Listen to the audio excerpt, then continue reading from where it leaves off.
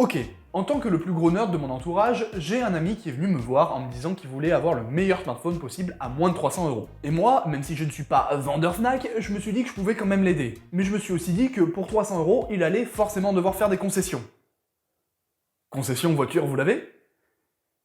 Je reprends. Alors j'ai commencé mes recherches, et pendant mes recherches, je me suis rendu compte de deux choses. Déjà, premièrement, pour 300 €, il y a énormément de choix. Et deuxièmement, pour ce budget-là, franchement, il y a des énormes dingueries. Et donc finalement, non, mon ami n'aura pas besoin de faire de concessions sur son téléphone. Et même pire, je suis allé jusqu'à me demander... Attends, mais à quoi ça sert d'avoir un téléphone à plus de 1000 € alors ?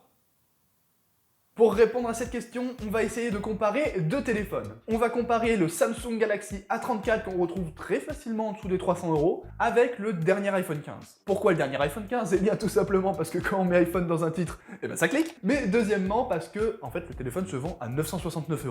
Donc on va arrondir à 1000 €, on va dire que c'est un téléphone à 1000 €. Et puis voilà, ça nous arrange. Déjà, commençons par l'écran. Le Samsung A34 est équipé d'une dalle AMOLED, qu'on va simplifier en OLED, avec un taux de rafraîchissement maximal de 120 Hz, une résolution de 1080 par 2340 et on est sur un écran SDR. De l'autre côté, chez Apple, on est aussi sur une dalle OLED, tiens dis donc, avec un taux de rafraîchissement maximal de 60 Hz, tiens dis donc, avec une résolution légèrement supérieure au Samsung et ici on est sur un écran HDR. Alors là, c'est hyper intéressant, parce que non seulement on a la même dalle sur les deux téléphones, mais en plus la fréquence de rafraîchissement du Samsung est supérieure à l'iPhone. Après, qu'on se le dise tout de suite, la fréquence de rafraîchissement c'est pas non plus l'argument du siècle. J'ai fait une vidéo qui explique bien comment ça marche le 120 Hz et ce que ça nous apporte, et on est bien d'accord que pour 99% d'entre nous, ça change rien, c'est juste du confort, mais le Samsung là est pas l'iPhone.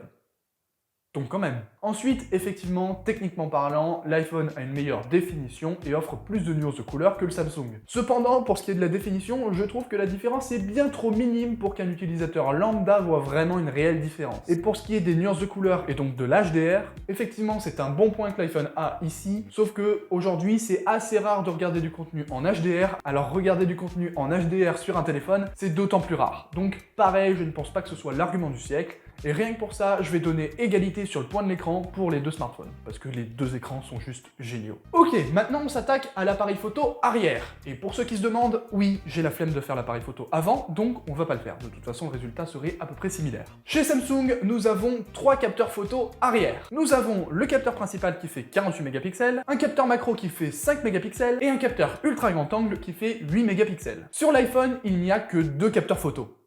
Ouais, victoire pour le Samsung!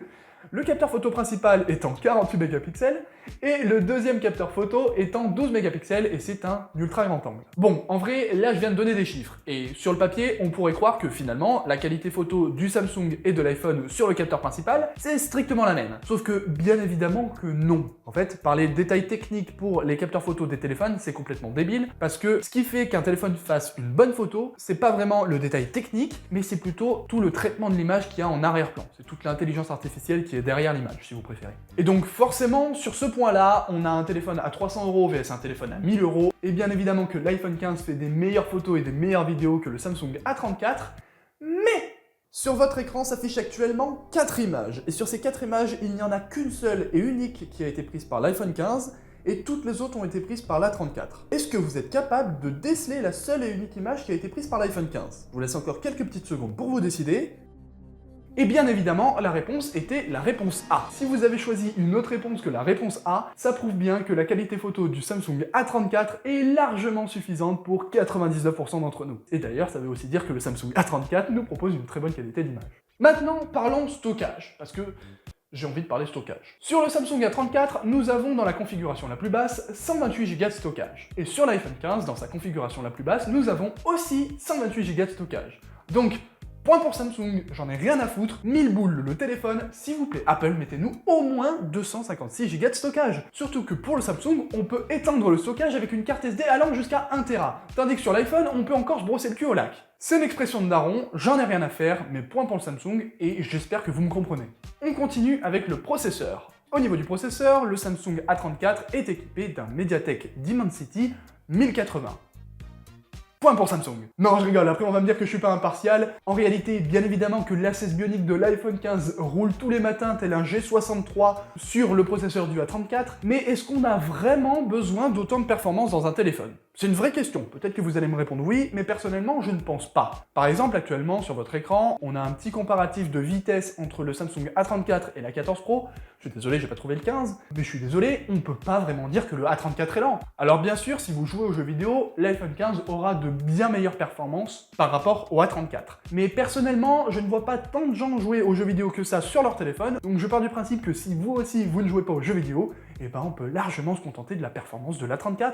Maintenant qu'on a parlé de ces 3 points principaux, qu'est-ce qu'il nous reste? Eh ben il nous reste la connectivité. Les deux téléphones sont compatibles 5G, donc c'est génial pour le futur, mais pas de vainqueur ici. Il nous reste aussi la batterie. Et au niveau de la batterie, bon, ça va changer d'un utilisateur à l'autre, mais quoi qu'il advienne, les deux téléphones tiendront largement la journée et il faudra les charger la nuit. Donc, pareil, pas vraiment de vainqueur. Et troisième point qui nous manquerait à la rigueur, c'est aussi au niveau de la RAM. L'iPhone 15 est équipé de 6 Go de RAM, le Samsung A34 est équipé de 6 Go de RAM. Donc pareil, égalité. Alors bien sûr, Android et iOS ne fonctionnent pas du tout de la même manière quant à la gestion de la RAM, mais d'un point purement technique, c'est exactement pareil. Bref, tout ça pour vous dire qu'aujourd'hui, si vous cherchez un nouveau téléphone, avant de vous lancer directement sur les flagships de Google, de chez Apple, de chez Samsung et j'en passe, n'hésitez pas à regarder des téléphones bas de gamme, voire des téléphones moyen de gamme. Peut-être que ce seront des téléphones qui seront moins performants, mais ce seront des téléphones qui seront très largement suffisants pour vous. Aujourd'hui, je vois encore beaucoup trop de gens qui se mettent à mal économiquement juste pour acheter un téléphone à plus de 1000 €, mais qui au final ne s'en servent que pour aller sur des réseaux sociaux. Moi par exemple, si demain je devais changer de téléphone, eh ben je me dirigerais beaucoup plus facilement vers un A34 que vers un iPhone 15. Parce que finalement, j'ai pas besoin de beaucoup plus de performance que l'A34. Mais bon, après, si j'avais les thunes, bien sûr que je m'achèterais l'iPhone 15. Je m'achèterais même l'iPhone 15 Pro Max. Mais j'ai pas les thunes, donc c'est pas pour maintenant. Et donc un A34 serait largement suffisant.